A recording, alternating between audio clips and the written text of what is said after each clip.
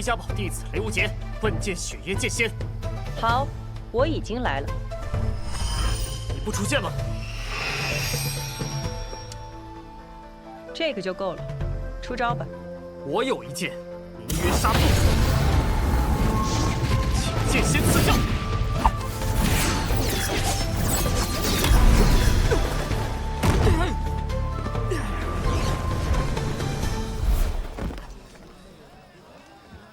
学艺不精就敢问剑，你师傅就是这样教你的吗？啊！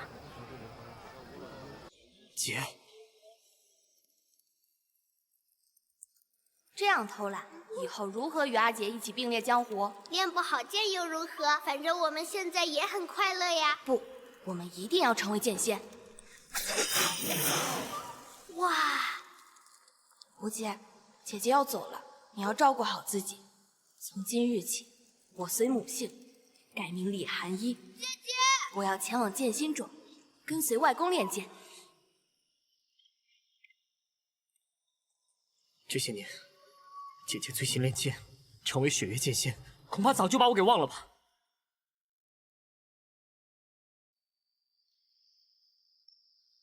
其实这些年，我一直关注着你的成长，只是身为城主，有些事情身不由己。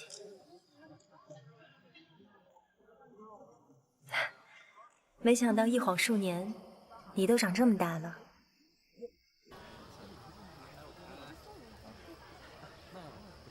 我这次来，是为了我师父雷轰，他病情愈加严重，最大的愿望就是再见一次最美一剑月溪花尘。雷家堡弟子雷无杰，望请雪月剑仙前往雷家堡见我师父雷轰。你既闯了登天阁，按规矩。 就是我的弟子，那一件月溪花尘，我交给你，你亲自带给雷轰吧。可我师父想见你使这最美一剑，姐，你就跟我去雷家堡吧。不去。哎，姐，姐，该找上门的，还是找来了。司空城主。 这一剑之美，可不仅仅是剑美，背后更有一段爱情故事。真的吗？哎，来这边坐。司空城主，你快给我讲讲，到底发生了什么？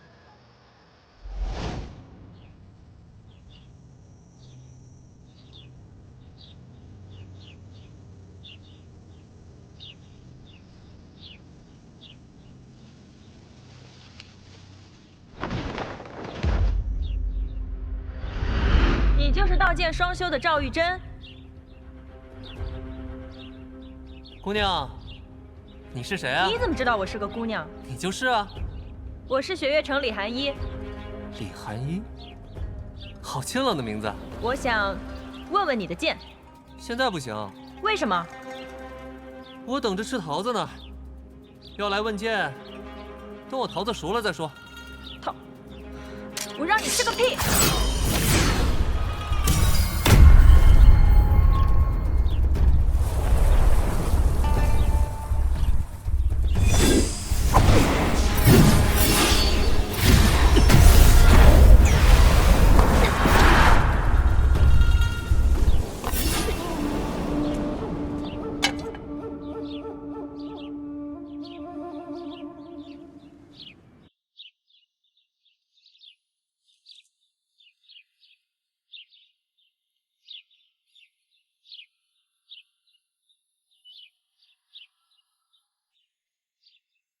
小仙女，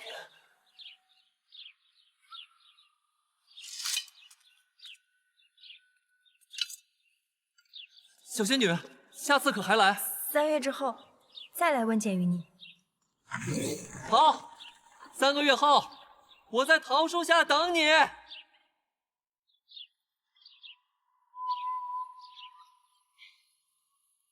师傅说的对，漂亮的女人都是会骗人的。约定之期已过，小仙女却没有来。喂，小仙女，你来了。你为什么总喜欢戴着面具啊？拔剑，看来你换了新的佩剑。拔剑，你也把面具摘了，我就拔剑。你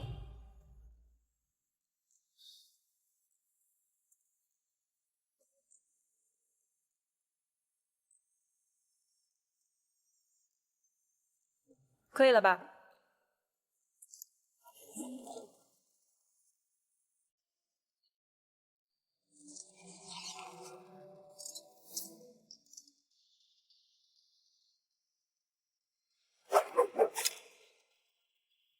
出剑吧。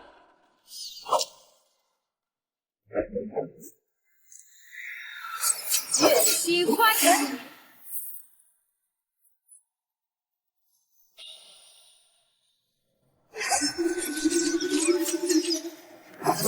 去。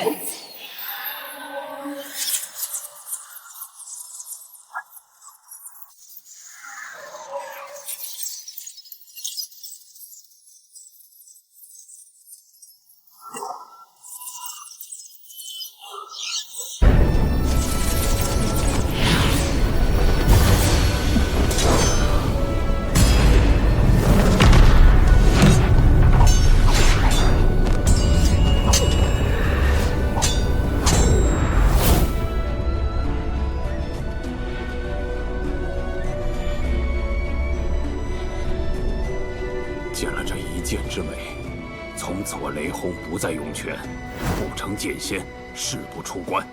那后来呢？我姐她去赴约了吗？赴不赴约我不知道，我只知道这两个人，一个死也不说，一个死不出门。这两个人，司空城主，萧公子，萧瑟，你好了。某人欠我的500两还没还，我怎么舍得有事呢？啊，我把这事给忘了。哎，走，咱们现在去找我姐拿银子去。走。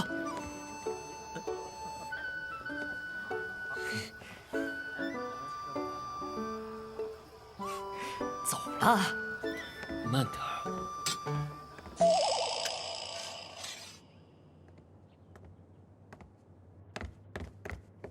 姐，这是我初入江湖时所用的剑，名唤听雨，给你了。听雨，好好听的名字。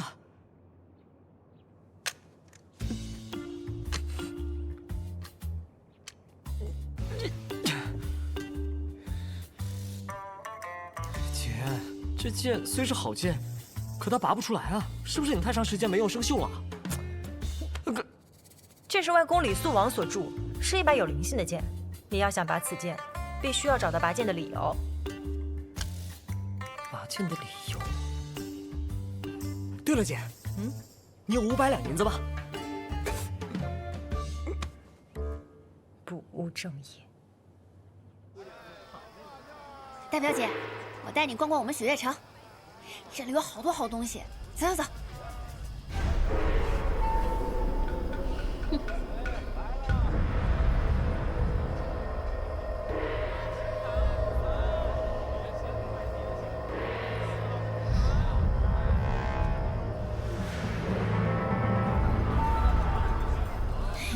大表姐，我们雪月城热闹吧？萧瑟，你实话告诉我，你是不是也喜欢叶姑娘？也？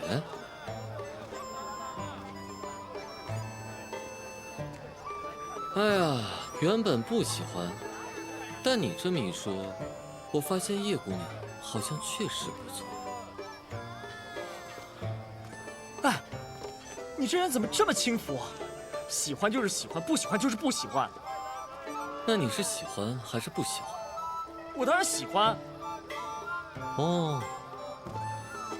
哎，既然你伤势见好了，咱们就公平竞争。不必。哎，你姑娘，来随便看看啊。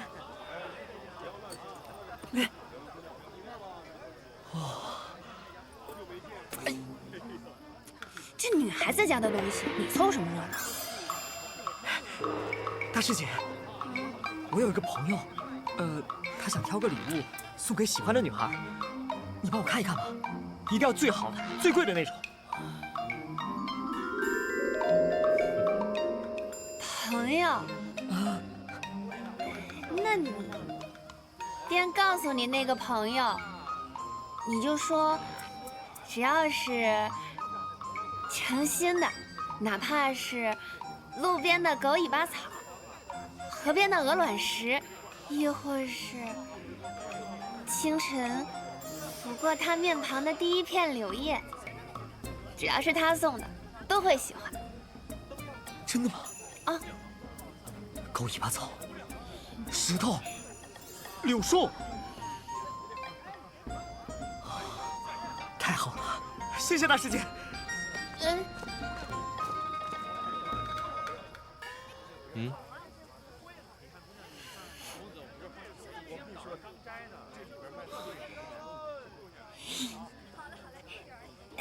大表姐，你帮我挑个簪子。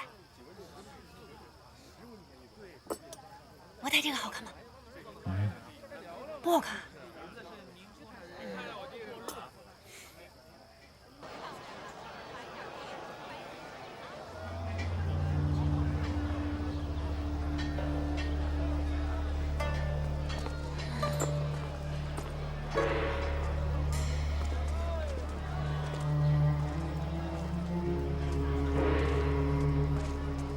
师傅，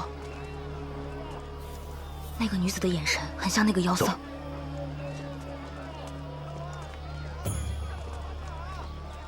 这位姑娘，好生面熟啊！无双城的人跑到我们雪月城来做什么呀？怎么，你们雪月城的人还怕我们无双城的人来吗？当然欢迎你们来了。我们雪月城的街景这么繁华，这么热闹，想必你们无双城太过冷清，是从来没有见过的。这位姑娘，我们是否曾经见过？何府一睹芳容？好你个老色鬼，你有没有廉耻啊？啊，还想一睹芳容？你想得美呢你！知不知道羞耻啊？一把年纪了，还对我表姐上下其手、动手动脚的，滚回去！表姐，不要理这个老流氓，咱们走。师傅，雨飞，去查一下这个女人到底什么来头。是。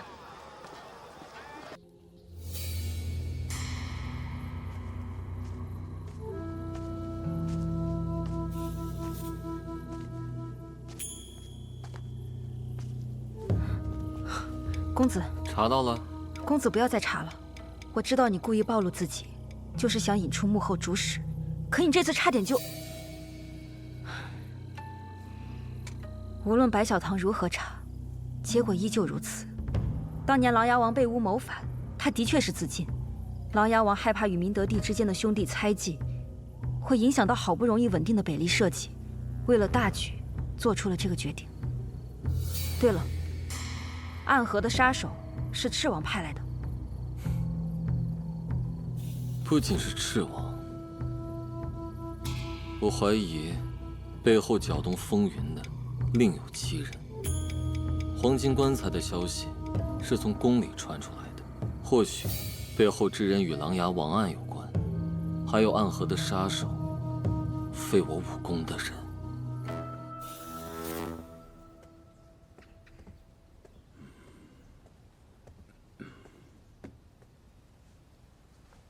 父皇，你听说了吗？楚河出现在雪月城了。禀父皇，儿臣也是刚知道。你亲自去一趟雪月城，务必把萧楚河给我带回来。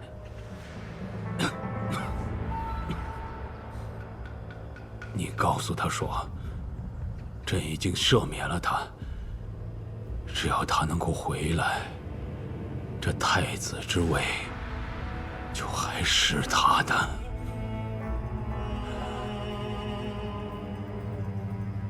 去吧。儿臣遵旨。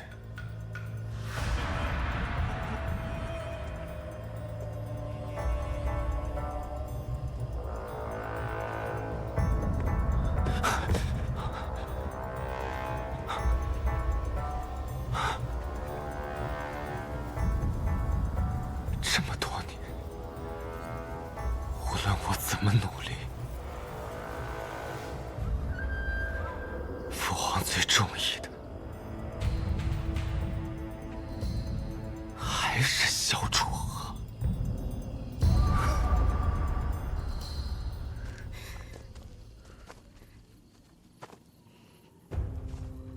你竟没死，那就只好让你再死一次。我萧瑟的脑袋到底值几个钱？能让你们暗河的人3番5次的来杀我？那就只能怪你命不好了。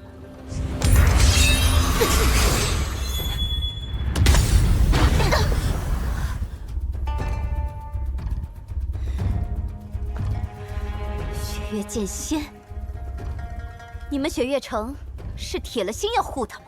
他是何人与我无关。想要在我雪月城里杀人，得先问过我的剑。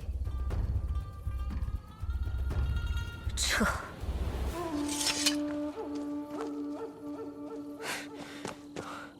跑得还挺快。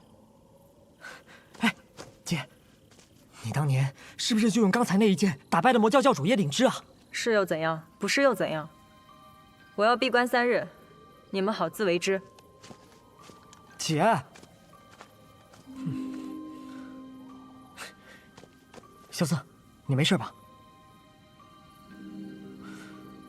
我刚才是不是又说错话了？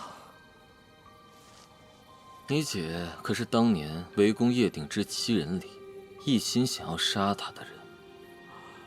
糟了，无心不会要找我姐报仇吧？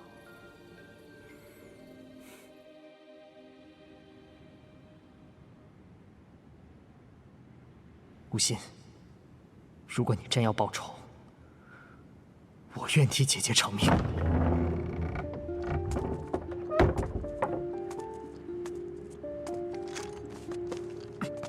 无双城宋燕回问见雪月剑仙。雪月剑仙在闭关，谁也不见。你就是那个挑战2次都失败的无双城城主？阿介，我都说了，我姐姐在闭关，你还是回去吧。既然你要守护，那我便踏着你的尸体进去。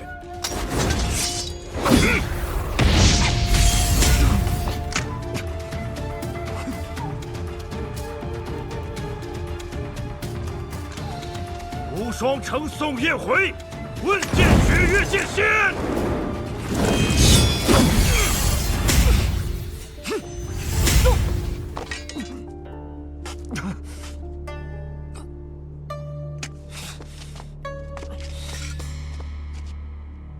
怪不得挑战2次都失败，趁人闭关搞偷袭。你们无赖城只会搞偷袭，找死！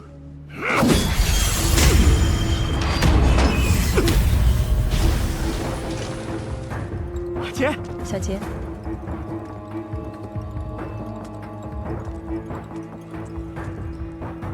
宋燕回，我曾经伤过一个人的自尊，所以你每次来挑战的时候，我都会让你3分。我要的从来不是让，而是认真一战。那好，我便如你所愿。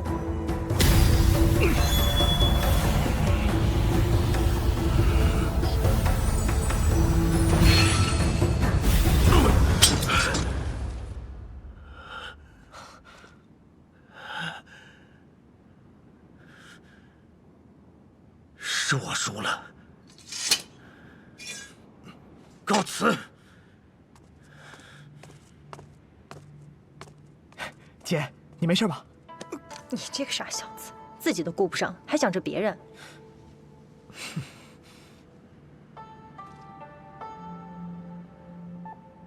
你拔剑了，拔剑之时，你心中所想的是什么？我也不知道，我就想着，姐你有危险，我要保护你，然后就拔出来了。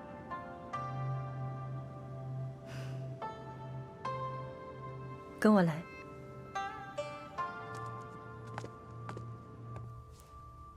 当年因平叛有功，琅琊王萧若风册封4人为天启4守护，分别以青龙、白虎、朱雀、玄武为代号。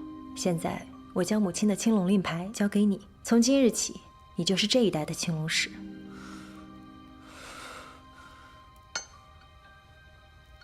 那这天启寺守护要守护的是什么东西？本来天启寺守护是个虚职，后来因琅琊王的请求，传习天启寺守护令牌之人要担起守护那个承载着王朝未来希望的人的责任。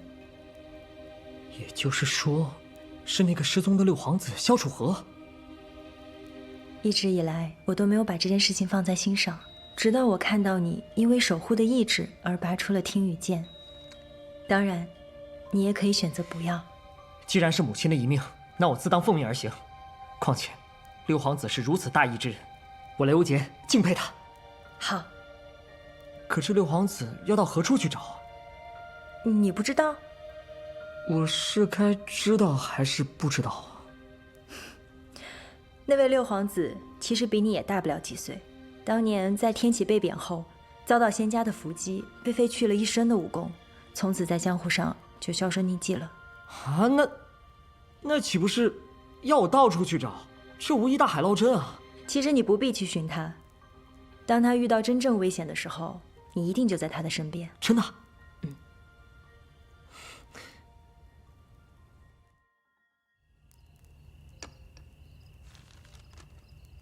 这是调理的药方，你虽无性命之忧，但仍有隐脉需调。叶姑娘费心了。你应该知道我为何如此费心。永安王殿下，叶姑娘不用费力气了。你要找的那个人，早就死了。陛下早就赦了他的不敬之罪，还封他为永安王。可他迟迟不肯回天启，却躲在这雪月城。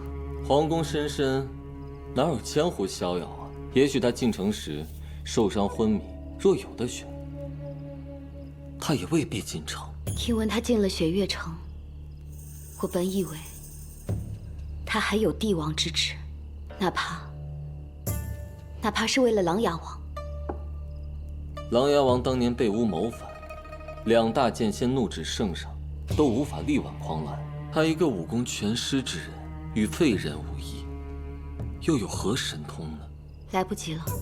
当他踏入雪月城中，尘封的一切都开始运转。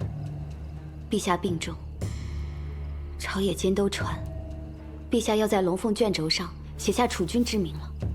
而我们都知道，那上面本该是萧楚河的名字。如果萧楚河还能回来，还能站在我面前，我和叶自莹将帮他重回天启，拿回属于他的一切。他俩说什么呢？什么天启？什么拿回一切？钱路，你可是雪月城的大小姐，偷听门缝算什么呀？没出息！哎呀，这么晚了，他俩到底有什么好聊的呢？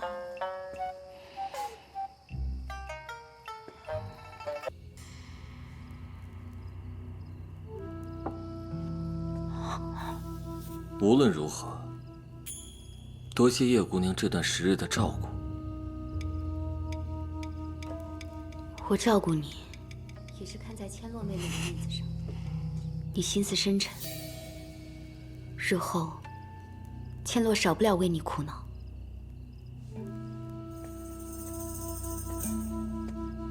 那些江湖朝堂之事太过危险，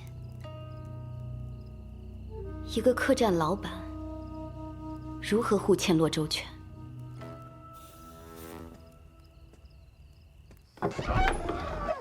千洛，叶姐姐，你俩接着聊，我就是路过。千洛，没什么好聊的了，只是我误以为他是我儿时的一位故人。但今日一看，是我认错了。这里没有为天下而战的萧楚河，只有某人喜欢的客栈老板萧瑟。某人？什么喜欢？我没有喜欢。真的？那看来是我白担心了。叶姐姐，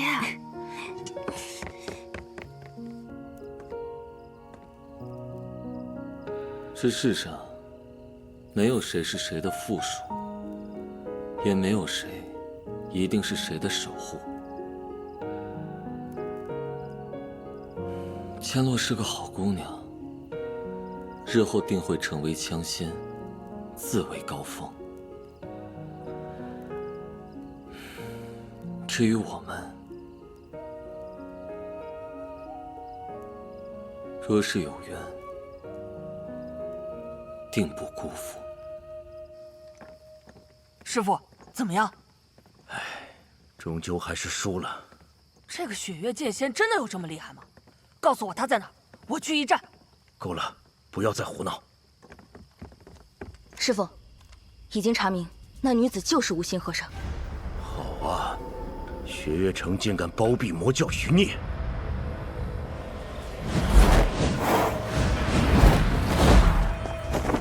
无心，跑了那么远，也该停下来歇歇脚了。旁边那位施主跟了一路，也一并出来吧。好眼力！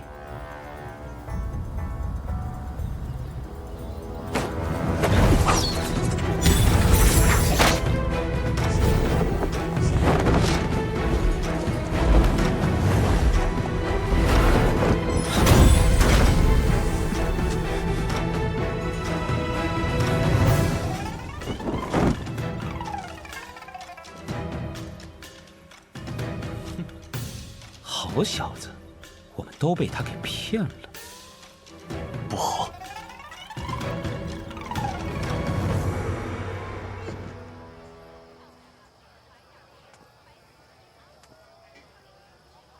无心的劫，还是无心自己来渡吧。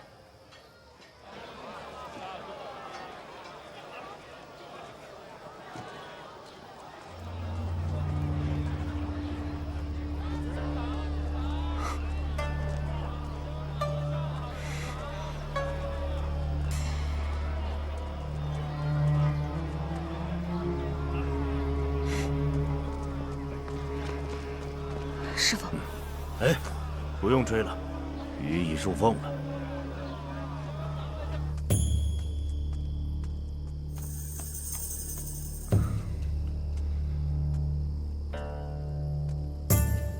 都出来吧！怎么是个女子？不是说抓魔教之子吗？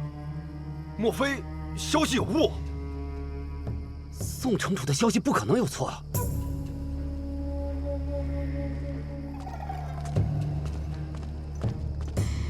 宋城主，你不是说抓魔教之子吗？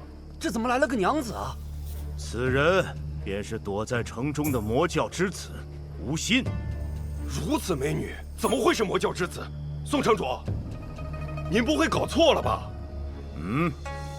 除非他用了罗刹堂秘术，把你面纱摘下来。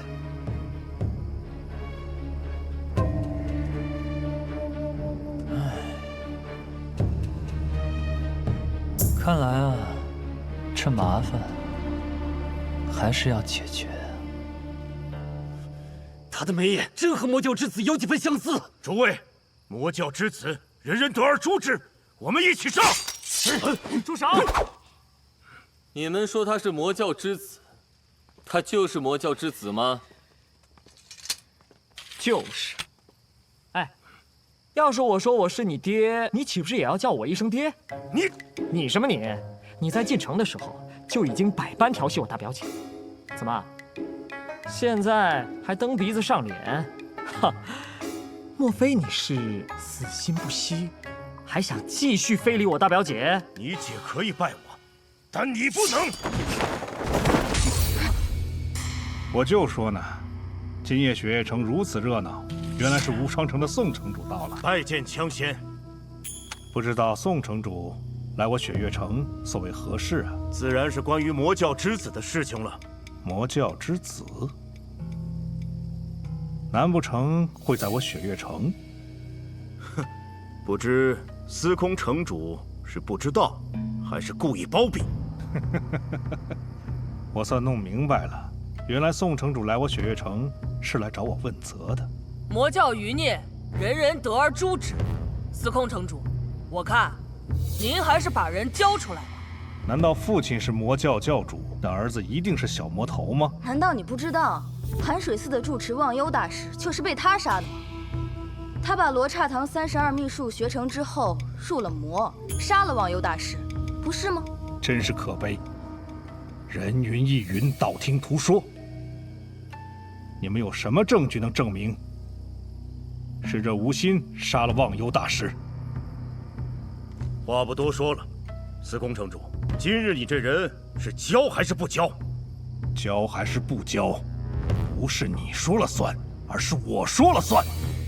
你口口声声说这魔教之子在雪月城中，可自始至终，我看到的只有我雪月城的百姓，并没有你所说的什么魔教之子。倒是你宋城主，如果你想利用魔教之子扰乱我雪月城的话，恐怕你这无双城的城主也当不成了。你，白王殿下驾到！见过白王殿下。都起来吧。本王无心插手江湖之事，今日前来，只为会见一位故人。不知雪月城和在场的诸位英雄豪杰，能否给本王几分薄面？白王殿下见笑了，不知您想找的是哪一位？殿下小心。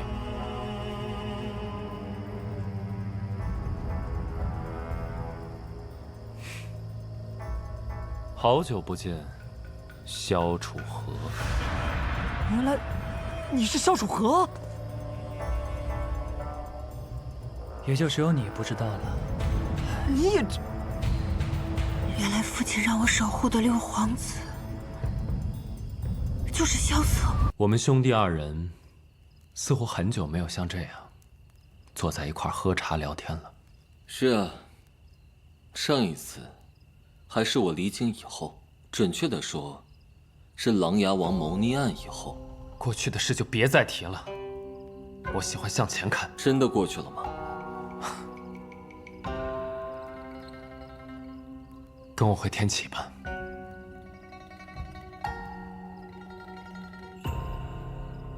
小时候，我一直以为天启是全天下最好的地方。等我长大离开以后，方知天下之大。还请白王转告父王，我还需游历一番。为何？我觉得江湖比庙堂更有趣。是吗？我还以为是因为你结交了新的兄弟。哎呀，你知不知道，这个白王到底是个什么样的人？白王萧崇，因大皇子早夭而成为实际上最年长的皇子。传闻他天资聪颖，谋略过人，深得皇帝宠爱。可不知为何，突然双目失明，从此之后深居简出，因此少有人知道他是个盲人。哎呀，这也太可惜了。一步障目，不清眼前人，却闻天下事。白王虽然目盲，但心不盲，才干依然胜过大多数皇子，也是第一个被封王的皇子。哎，那他为什么突然来找萧瑟？还有之前那些杀手，到底是不是？这个我就不得而知了。说来也巧，白王突然出现，我的朋友才能这么容易脱身。没想到，你真的和传说中的魔教之子结识为朋友。看来你还是我认识的那个萧楚河。瞎子，瞎子，你个瞎子，让我揍揍你！不许欺负我二哥，假模假样，还不赶紧给我滚！这件事没有你说话的份儿，滚吧！大多数人都认为瞎子即是蠢，魔教之子即为恶。我不愿囿于成见之中。我跟你一样，体会过荣宠一生的感觉，也感受过一落千丈的滋味。当年你跟父皇之间，不过是一时的意气之争。意气之争？你当真以为琅琊王案是真的谋逆吗？过去的事就让它过去吧，父皇已经放下了，你也该放下了。我放不下。你知道皇叔对我来说意味着什么吗？我知道你跟他感情深厚，有句话很残酷，但也很现实。自古皇家无父子，帝王家中少兄弟。所以，二哥也没打算认我这个兄弟。那我何苦还来这里？你当初就不该触他逆鳞，事到如今，也不必逼我表态。我到底怎么想的不重要，琅琊王当年是不是真的谋逆也不重要。重要！琅琊王当年拼死护他登上皇位，一个全天下最不能谋逆的人被安上了谋逆之罪，为什么？为什么？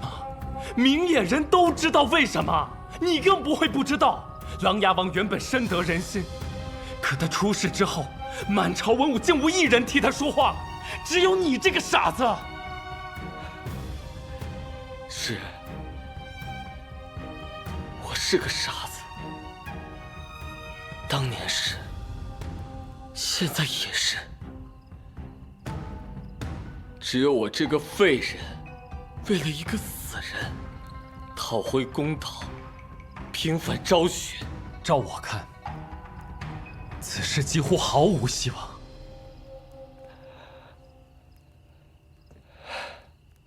什么帝王心术，还不是为了满足他的一己私欲？什么帝王霸业，还不是为了守住他的位置？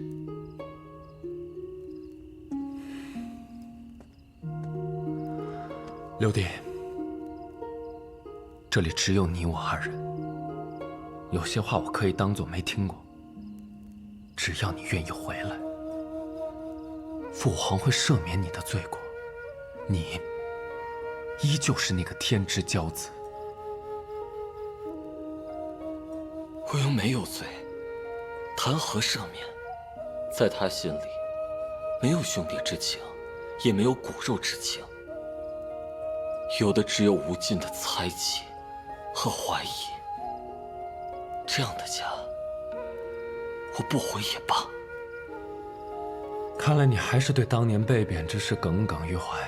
琅琊王谋逆案，对于我，是私事，也是攸关北离的家国大事。我必定会追查到底。萧楚河已经死于雾林之中，现在只有客栈老板萧瑟。不管你相不相信，我从没想过害你。落地为兄弟，何必骨肉亲？你说我不想认你，可我怎么觉得是你已经不需要我了？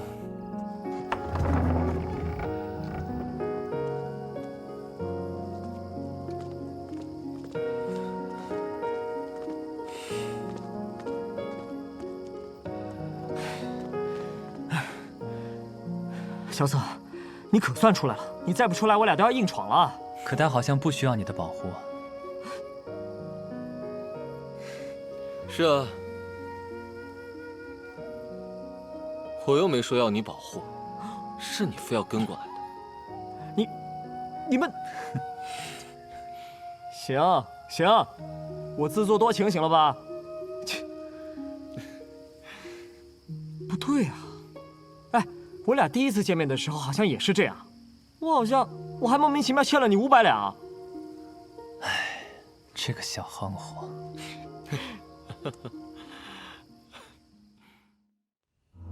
你今日为何不跟白王回天启？现在还不是合适的时机。我知道你心里已有计划。如果要调查琅琊王谋逆案，回天启调查，岂不是更方便？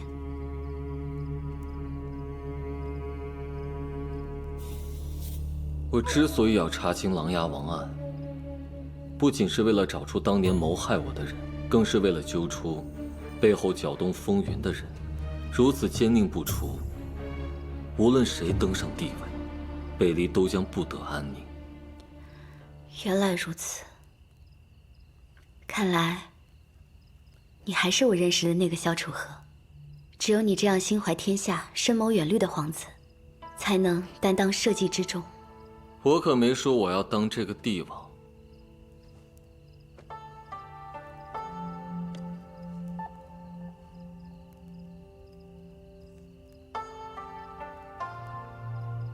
你这股倔劲儿，和雷无节简直如出一辙。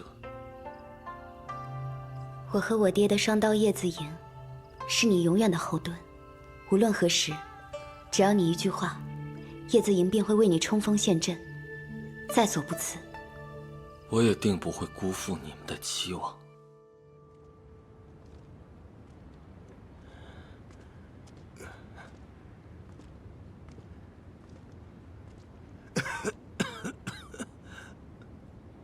无双哪儿去了？他说要再买些糕点带回无双城。这孩子，让我们在这里等等他吧。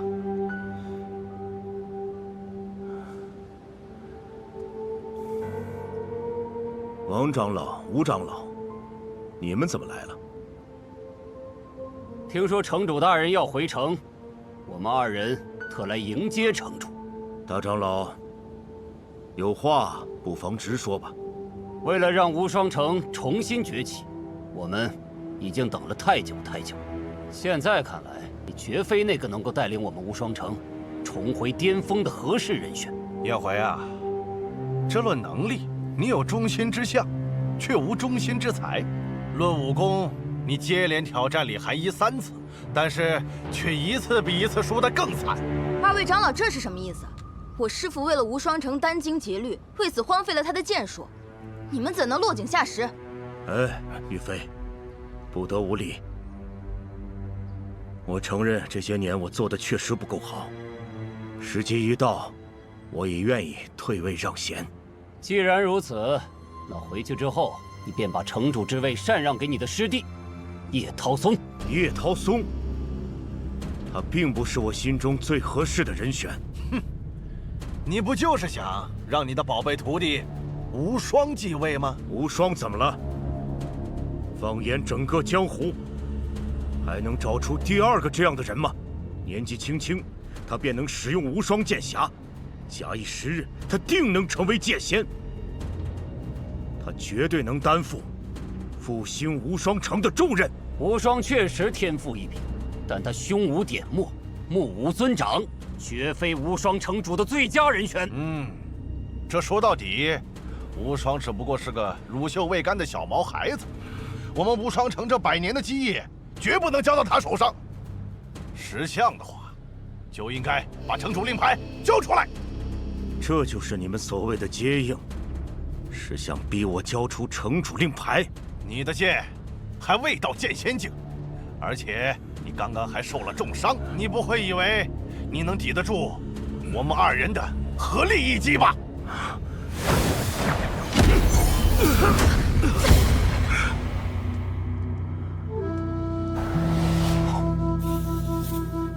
无心，小魔头，我们放你一马，你竟敢来插手我们无双城的家务事！小僧只是看不惯你们联手欺负一位重伤未愈的老人罢了。家务事他没资格，我有没有资格？